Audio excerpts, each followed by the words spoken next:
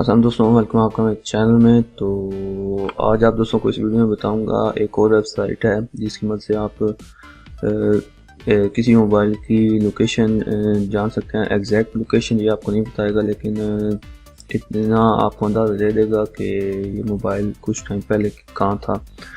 तो उसके लिए ये वेबसाइट है chiragna.com के नाम से। तो ये आप ओपन कर लें और यहाँ पे आपने ये अपने कोड सेलेक्ट कर लेना है, जिस कंपनी का कोड है। तो मैं ये कोड सेलेक्ट कर लेता हूँ। यहाँ पे अपना मैंने नंबर लिख दिया और ये देखें लोकेशन ऑफ नंबर इज़ और नीचे नेटवर्क लिखा हुआ है।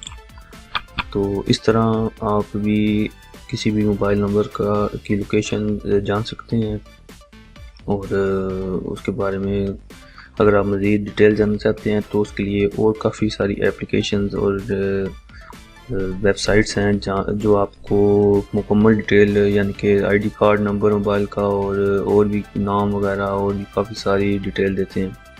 तो इस तरह आप लोकेशन जान सकते हैं। उम्मीद आप दोस्तों को ये वीडियो पसंद आई होगी। पसंद आई है तो लाइक ज़रूर कीजिएगा, दोस्तों के साथ भी शेयर कीजिएगा। मिलते हैं नेक्स्ट वीडियो में। दुआ में याद रखिएगा। खुदा हाफिज़।